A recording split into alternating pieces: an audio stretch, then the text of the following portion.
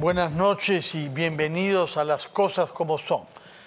Esta semana es semana de representación para los congresistas de la República, razón por la cual la mayor parte de ellos han viajado a sus regiones de origen electoral y los de Lima naturalmente buscan también enraizarse en la circunscripción en la que han sido elegidos. Son congresistas que representan a la nación en su conjunto, pero son elegidos en algunos de los distritos electorales en los que está distribuido el cuerpo electoral peruano. Hemos invitado por eso a dos congresistas que han dedicado la jornada sin duda a sus labores de representación de dos orientaciones, de dos regiones diferentes. Por una parte la señora Sigrid Bazán de Juntos por el Perú, que ha sido elegida por Lima, y el señor Luis Aragón, que ha sido elegido por el Cusco con membresía de Acción Popular. Congresistas, buenas noches, Sigrid Bazán y Luis Aragón. Muy buenas noches, ¿qué tal? ¿Cómo estás? Muchísimas gracias por la invitación también. Sí, yo quisiera comenzar por un tema diferente que lo convencional, porque tenemos temas políticos mayores, ¿no es cierto? El derrame petrolero, la actitud del Estado frente a eso, las entrevistas que ha conseguido el presidente de la República, el tema de Vladimir Cerrón, impedido por la justicia de salir del país para asistir en Honduras a la juramentación de la nueva presidenta, y también el tema naturalmente del COVID-19, que sabemos sigue siendo sumamente contagioso. La última prueba, por si hiciera falta, es el caso de la señora Mirta Vázquez, de la cual se nos ha dicho hace un momento que ha dado positivo en un test sobre COVID. Le deseamos naturalmente la más pronta recuperación, tanto más que tuvo la amabilidad de venir esta semana aquí a RPP con la debida distancia para darnos respuesta a las preguntas que quedaban planteadas. Yo quisiera comenzar con la señora Bazán preguntándole por la actividad que ha desarrollado ayer y hoy, porque he visto su agenda y he visto que se ha dedicado, por una parte, naturalmente, a tomar contacto con las personas perjudicadas por el derrame petrolero, pero también a un tema que no hay que dejar de lado, que es la situación de las ollas comunes en nuestro país, que es al fin y al cabo un mecanismo para que pueda comer mucha gente en nuestras ciudades, mucha gente que ha perdido el trabajo, que no tiene ingresos, a la que los bonos que se les han dado no bastan para que se alimenten a sí mismos y a sus hijos.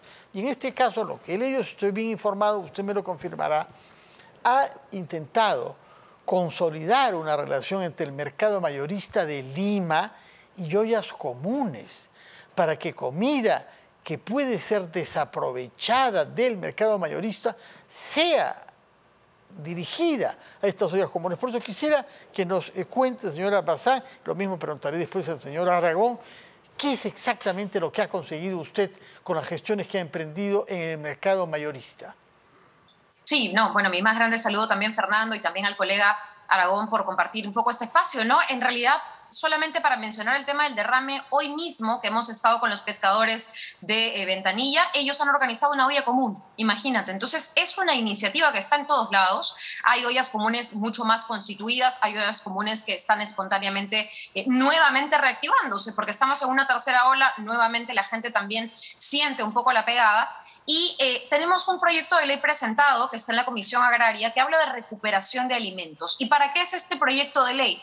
Para que así como el Banco de Alimentos, con quien yo también he trabajado, he visitado un poco y he visto el trabajo del sector privado que organiza el Banco de Alimentos, que me parece fundamental y positivo, también el sector público, o en todo caso, más que el sector público, la ciudadanía, el sector de la sociedad civil, se organice y pueda acceder también a estos mecanismos. Hemos tenido ya algunos acuerdos en el mercado mayorista, también hemos tenido en uno de los mercados de San Juan del Lurigancho también, y estamos buscando incluso entrar a otro tipo de espacios en donde solidariamente los comerciantes dicen sí, hay cosas que lamentablemente no se llegan a vender y que más bien afortunadamente puedan llegar a estas ollas con valor nutricional para que sean aprovechados. Ese es el camino que estamos haciendo mientras el proyecto de ley se convierta en ley y ojalá institucionalice esa relación, ¿no? ¿Puede explicarnos nuevamente cuál es el mecanismo para que comida del mercado mayorista pueda ser destinado a ollas comunes? ¿En virtud de qué hay ahí comida que puede pasar a ser consumida por quien más la necesita en nuestra sociedad? Sí, mira, Fernando, es una pregunta muy interesante porque no solo en los mercados, en toda la cadena productiva, desde que un agricultor cosecha hasta que llega al mercado a través de la cadena de intermediarios, de alguna manera hay alimentos que se maltratan en el camino y que no son tan vistosos o tan aptos para la venta, o en todo caso la gente no necesariamente los escoge. Un platanito que ya está pues un poco por negrearse, por ahí que una papita ya está medio blanda, no está completamente dura, entonces las personas van escogiendo. Pero también hay algunas cosas que en el camino, y es inevitable, se desperdician. No es solamente en Lima o en Perú, en el mundo entero. ¿Por qué? Porque se caen, se golpean, están mucho tiempo bajo el sol, no siempre tenemos los protocolos. Esas cosas, cuando están para consumo, son aptas para consumo, se recuperan, es decir, no se llegan a vender, pero sí, de alguna manera, se aprovechan a través de las organizaciones, sea privadas o de la sociedad civil. En este caso, las ollas llegan y a través, pongo un ejemplo, en el caso del mercado mayorista, estas últimas fechas de recuperación de alimentos, ellos han ido y la propia Municipalidad de Independencia, de manera muy desinteresada a través de sugerencia de participación vecinal, ha dicho: les voy a prestar un camioncito. Va ese camión y ellos recogen 1, 2, 3, 10, ahora ya casi toneladas, hemos llegado casi a 100 kilos de papa, cebolla. Mira que incluso algunos están donando algunas frutas, el tema de la maracuyá, el plátano. Entonces ellos han podido llevar esto hasta la zona de Independencia, que es donde ellos, por ejemplo, tienen las ollas comunes que ahora están haciendo provecho de este alimento, ¿no? No todo se compra. Este mecanismo no se generaliza, como usted dice, no solamente a los mercados, sino también hay otros lugares, incluidos restaurantes, que tienen alimentos que no se pueden utilizar. Y eso se ha hecho en otras partes del mundo de una manera orgánica para que no se desaproveche la comida cuando hay personas hambrientas y niños que no comen. En el caso de los supermercados, por ejemplo, tú lo has dicho tal cual, ya existe una ley que permite deducir algunos impuestos en tanto la empresa privada pueda donar alimentos a través del Banco de Alimentos, que es esta ley que crea o que genera y que fomenta que la empresa privada done. Nosotros tenemos un proyecto de ley que ojalá y también sea ley, en donde ya se centra en lo que es mercados y centros de abastos, ya no solamente en el tema privado, que sí está, de alguna manera se está incentivando, pero falta muchísimo más, Fernando. Esta iniciativa tiene que correrse de boca en boca, caso, de mercado en mercado. Muchas gracias por esa explicación y me alegro de haber comenzado con un tema concreto para no sacarlo del radar a causa de los debates políticos o de los temas que son importantes también, pero que no deben hacernos dejar de lado temas sociales y la realidad cotidiana de quienes tienen hambre en nuestro país. Señor Luis Aragón, a su vez le pregunto a usted qué es lo que ha hecho en estos 2 días de semana de representación. No sé si está en el Cusco, sospecho que sí, veo que hay un arcángel arcabucero detrás de usted. No sé si quiere disparar contra alguien, espero que no contra la prensa, pero en todo caso, díganos por favor, ¿cómo ha encontrado a su Cusco natal, ahora que está yendo después de algunas semanas de lidias políticas en la capital? Bueno, buenas noches, Fernando. Agradecer por esta invitación a Reprogramas del Perú. Saludar a la colega Sigrid Bazán también. Un fuerte abrazo. Y bueno, efectivamente, esta semana de representación ha sido una semana importante y exitosa porque creo que la población merece cada vez más que sus congresistas estén haciendo un trabajo directo y cercano, viendo sus necesidades y sus proyectos de inversión pública, y eso estamos haciendo. El día de ayer, lunes, estuvimos reunidos en el gobierno regional del Cusco, algunos congresistas del Cusco, mi persona, con el gobernador regional. Hemos, todavía en el mes de noviembre, realizado y elaborado una agenda por el Cusco. Esa agenda por el Cusco toca temas específicos, proyectos emblemáticos en favor de la región del Cusco. 1, la masificación del gas natural. 2, la reactivación del turismo. 3, dar solución y apoyar a los conflictos mineros. Digamos, hay que dar una solución, conflictos mineros, porque en el Cusco tenemos provincias mineras como Espinar y Chumbivilcas. 4, la reforma agraria también bien entendida a través de algunos proyectos de ley de reforma constitucional y de la expedición de leyes ordinarias. Hay muchos temas en el Cusco. Hemos tratado temas importantes. El día lunes, masificación del gas natural, regreso a la presencialidad de las clases en materia del sector educación y también el tema de la reforma agraria. Ha sido importante esa reunión. En horas de la tarde nos reunimos con la red juvenil de jóvenes de la zona noroccidental de la ciudad del Cusco, una reunión muy importante. Explicamos algunos proyectos de ley que hemos presentado ya ante el Pleno del Congreso de la República que tienen que ver con el fomento laboral juvenil de todos los jóvenes entre los 18 y 28 años. Pasa que existe un programa nacional de competitividad que tiene el Estado peruano, que ejecuta obras públicas a través de empresas privadas que participan en una licitación pública. Estos jóvenes tienen derecho a participar, a trabajar dentro del régimen laboral privado, y es un proyecto de ley que también ha sido presentado y está en las comisiones. Y el día de hoy estuvimos en una agenda muy importante con hermanos del distrito de Ancahuasi, provincia de Anta, que es un distrito rural muy importante de nuestra región, viendo los proyectos de riego testificado, de cosechas, riego por aspersión, saneamiento básico. Realmente las comunidades campesinas tienen múltiples necesidades y tenemos que trabajar por ellas. Un congresista no solo legisla, como sabes bien, Fernando, Sigrid, sino también gestiona y hace tareas de representación. Y el Perú profundo es un Perú que está muchas veces olvidado y en las serranías se ve mucho más. Entonces estamos cerca. Mañana estaremos también en la comunidad campesina de Cuyo Grande, distrito de Piza, Cusco, y en el distrito de Taray, porque hay proyectos de saneamiento básico, requerido y riego testificado y otros que merecen la atención. Trabajo por delante tiene, creo que va a regresar cansado usted a Lima, me parece. Nos dirá qué logros hay de todos estos procesos, pero antes de darle la palabra a Sigrid Bazán, quería preguntarle también sobre el tema de la salud y cómo anda la tercera ola en el Cusco. Porque la última vez que yo visité su ciudad, ya hubiera querido que hayan otras después, pero en fin, la pandemia lo ha hecho difícil, me di con el escandaloso estado del Hospital Lorena, un enorme edificio, un hospital que ha sido la gloria de la medicina peruana, el orgullo de los cusqueños, a mitad paralizado por corrupción de varios gobernadores. Explíquenos, por favor, en qué situación se halla el Hospital Lorena, puesto que es un escándalo que ahí donde hay espacio, hay personal contratado, no hayan servicios médicos. Bueno, el tema de la salud es crítico en la región del Cusco. Hemos demandado y seguiremos demandando al Poder Ejecutivo, al Ministro de Salud, que ponga sus ojos en la atención de la salud del Cusco. Realmente no contamos con hospitales adecuados, con la logística necesaria.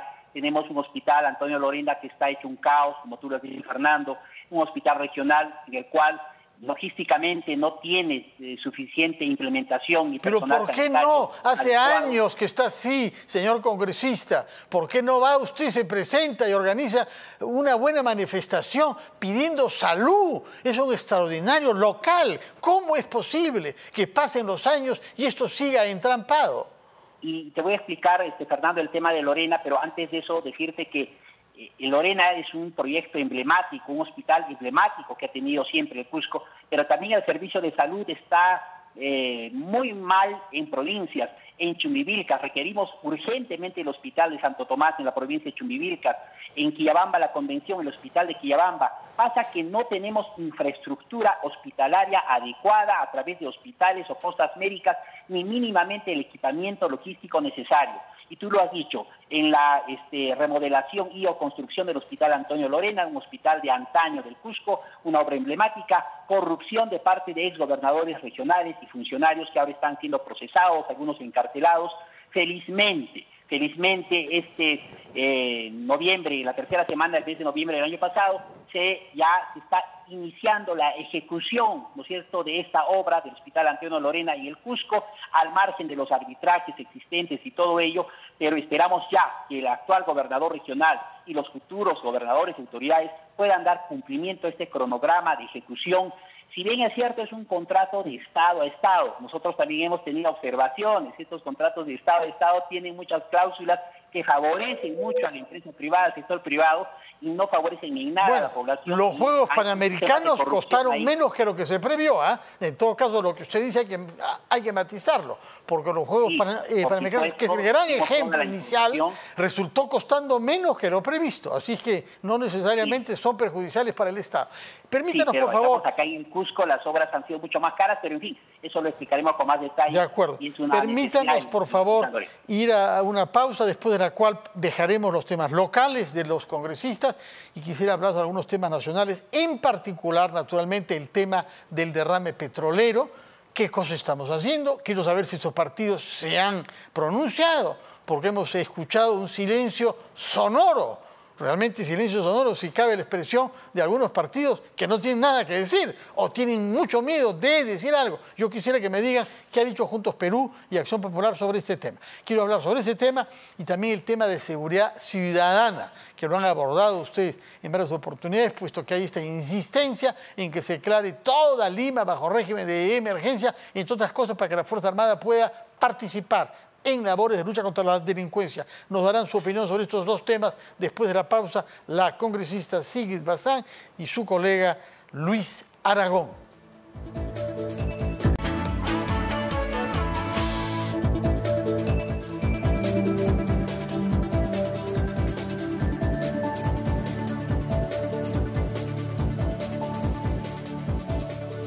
Estamos conversando con la congresista Sigrid Bazán y con su colega Luis Aragón, la primera de Juntos por el Perú, el segundo de Acción Popular. Señora Bazán, usted nos había dicho que había estado hoy en una de las playas que se ha visto afectada por el petróleo vertido al mar por un buque enorme contratado por la empresa Repsol para nutrir su refinería en La Pampilla. ¿Qué es lo nuevo que ha descubierto, si acaso lo hay, con la visita que ha realizado usted y con lo que le han dicho las personas afectadas en la zona misma? Sí, gracias Fernando por la pregunta.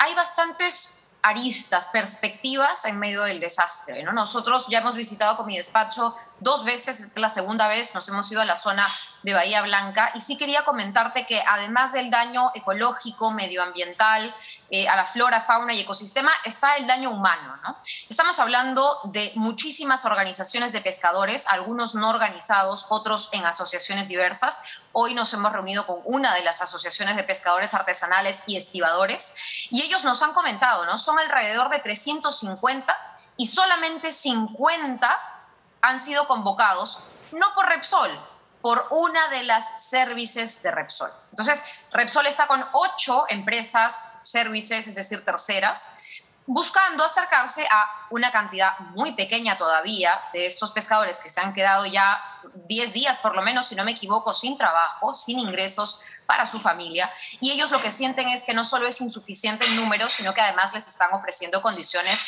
no como debiera, ¿no? Y aquí voy nuevamente al tema de cómo Repsol está un poco lavándose las manos en el tema laboral y económico, que es una de las aristas. Ojo, ya hay otra que se está analizando, por supuesto, medioambientalmente, etcétera. Hay una multa con el Estado, más allá de la indemnización, pero lo que se está viendo es que todos estos pescadores, estibadores y todo lo que es el circuito pesquero, en tanto trabajadores, están completamente en el aire, es decir, no tienen una oportunidad y por eso se han organizado en una olla común, dicho sea de paso. Además, hemos visitado ahí varios lugares en donde no hay nadie, hay 2 trabajadores. Claro, cuando yo fui la primera vez, fui para acompañar un anuncio del presidente y había mucha prensa, había muchos trabajadores, voluntarios. Hoy que hemos ido, la cosa no ha sido igual. Entonces, nuevamente mi preocupación y el llamado a la empresa, que creo que es lo más importante, y el llamado al que el Estado y el gobierno siga exigiendo a la empresa, presionando a la empresa a que la OEFA entregue su informe y en base a eso todas las autoridades públicas y privadas se pongan a trabajar. Señor Aragón, en el Cusco no hay mar, por lo pronto, ¿no?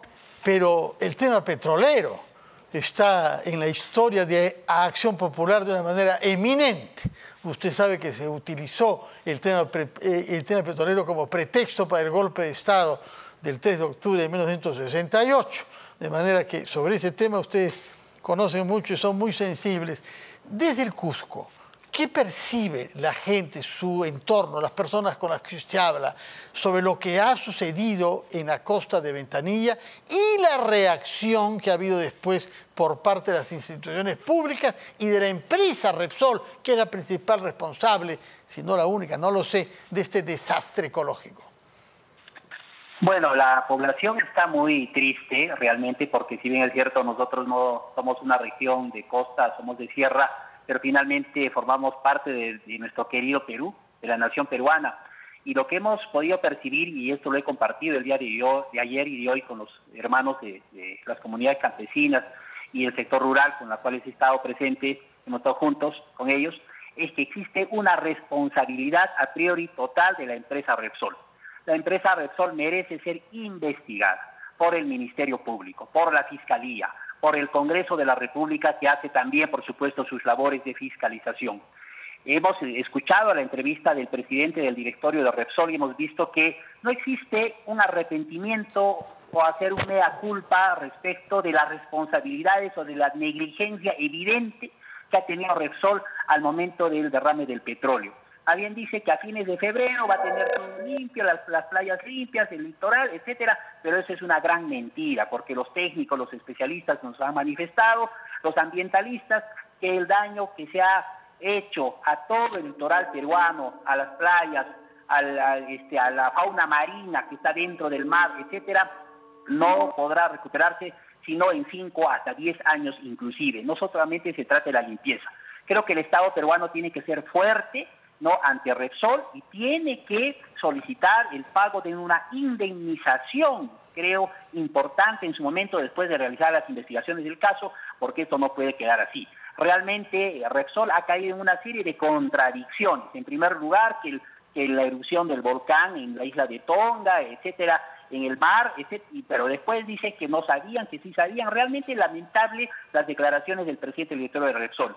Yo creo que aquí ha habido negligencia, no ha habido una reacción inmediata, oportuna, lo reconoce el mismo presidente del directorio de Repsol cuando dice que a las 2 de la tarde recién nos estábamos dando cuenta, no sabíamos qué sucedía, etcétera, en declaraciones que hizo el último fin de semana a la periodista Mónica Delta.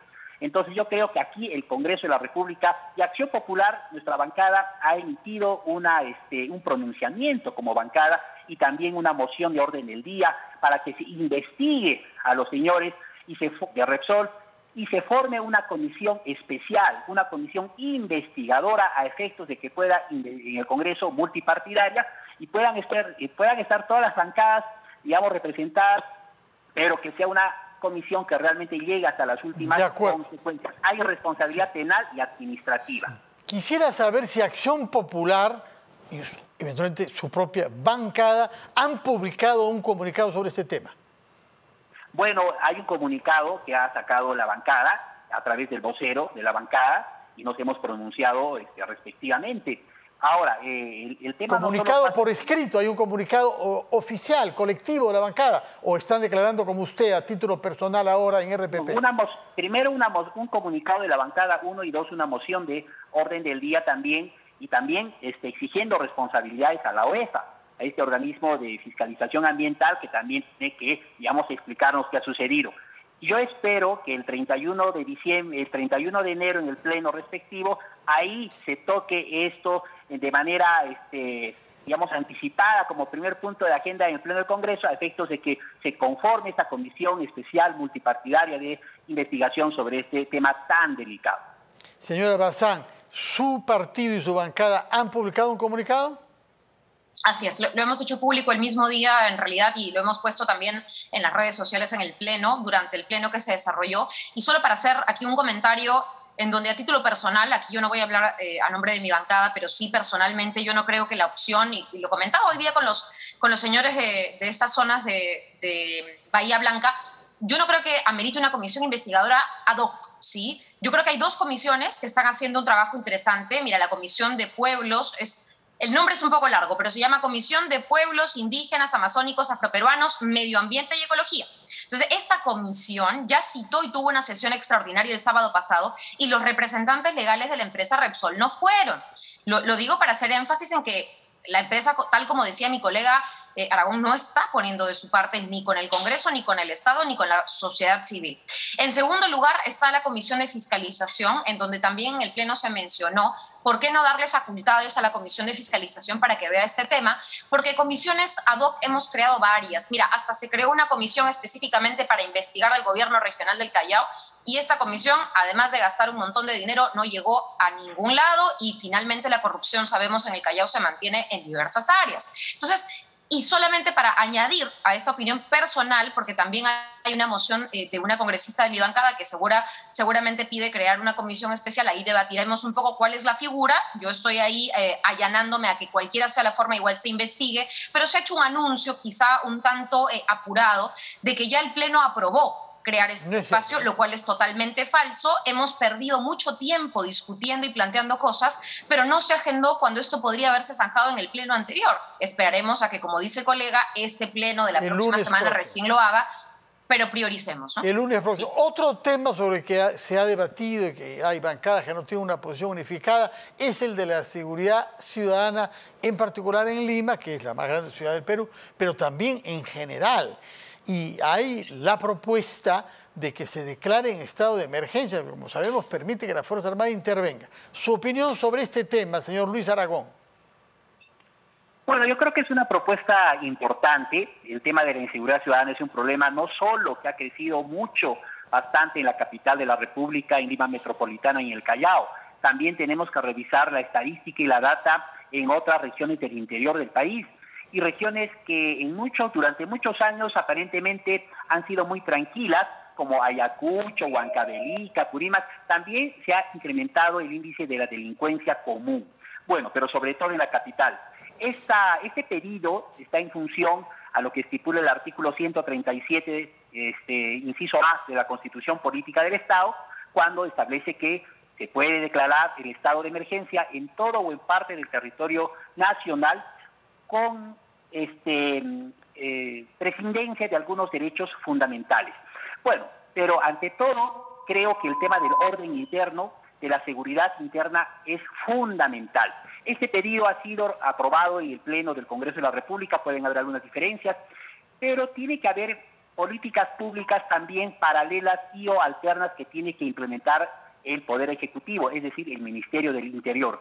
Por eso exhortamos al gobierno del señor Pedro Castillo a que pueda, ¿no es cierto?, implementar a través de un decreto supremo, de una norma, esta declaratoria de emergencia por el lapso de 90 días. Sabemos que han habido algunos antecedentes que no han funcionado del todo, cuando se ha declarado ello en Lima, Callao, los años 2015, 2016. Pero ahora no podemos caer en eso. Si se ha aprobado ya en el Pleno, obviamente tiene que haber políticas públicas ahí. Muchos se dicen no es bueno, no es conveniente la intervención y la participación de las Fuerzas Armadas.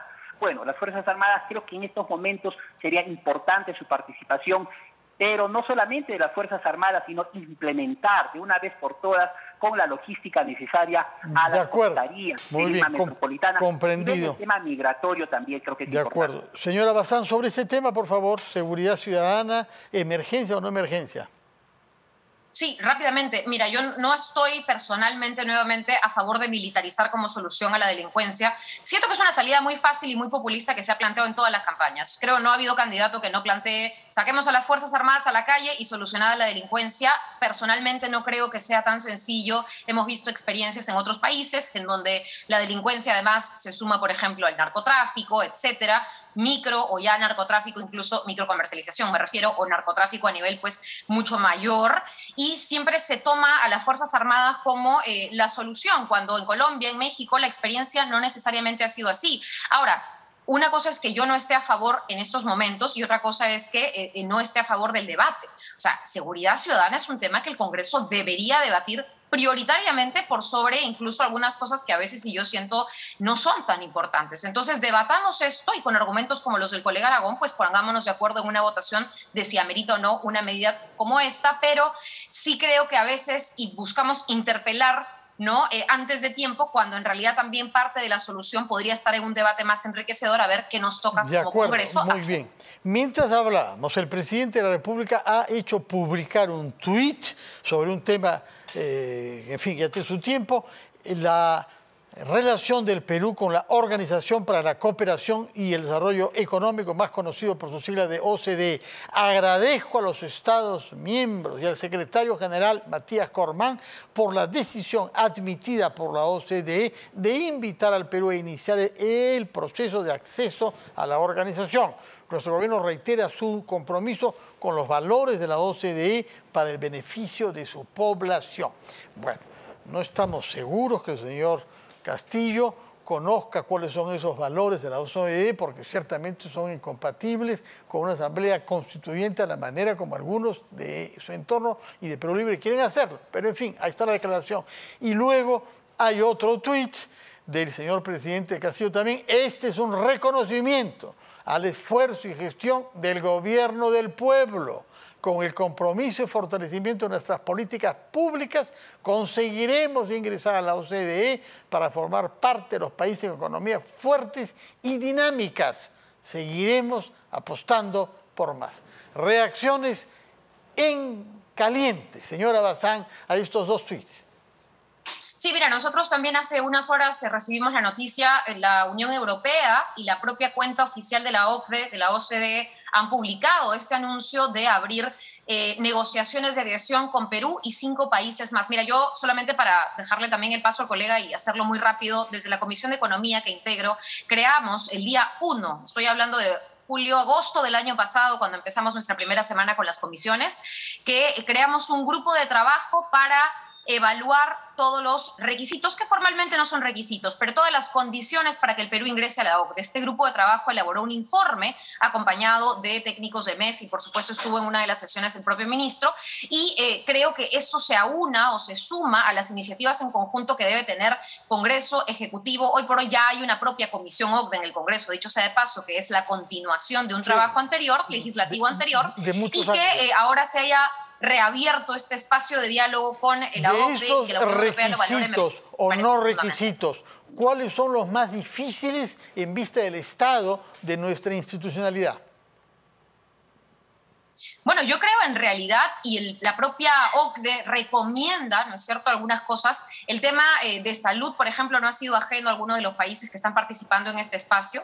Y creo que también el tema de la reforma tributaria, que nosotros abordamos muchísimo, ha sido algo muy comentado en la OCDE. Para estándares OCDE, el tema de nuestra presión tributaria es pues bajísima. Entonces, ¿cómo recauda más y de manera más eficiente? Porque son las dos cosas. El Estado es una de las discusiones primordiales que podría ponernos de tú a tú con los países que ya integran este foro internacional, ¿no? Entonces yo creo que ahí esta reforma tributaria, que como en algún momento dije terminó recortándose a casi nada, pueda a través de proyectos de ley, que es como lo solicitaron algunas comisiones y fue la postura que ganó en votos, evaluarse, ¿no? Proyecto de ley tras proyecto de ley, pero ver cómo se hace más eficiente y mejor la recaudación para que también se pueda invertir en salud, educación y por supuesto el resto de derechos y servicios que corresponden. Congresista Aragón, puesto que no parece haber un plan que inspire al gobierno, ni tampoco a la mayor parte de los partidos de la oposición, ¿piensa usted que un acercamiento a la OCDE, el inicio de una conversación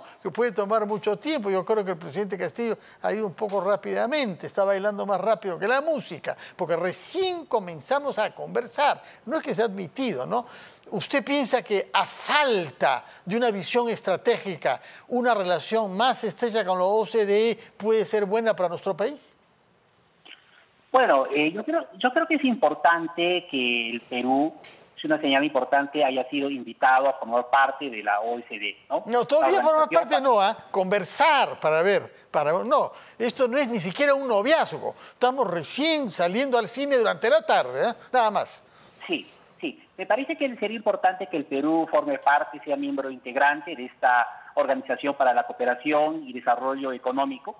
Esta es una organización, sabemos bien, internacional que tiene como misión básicamente el de establecer políticas públicas que tengan que ver con fomentar el desarrollo, la igualdad, las oportunidades, la prosperidad y el bienestar en el país, ¿no? Entonces, me parece que es importante.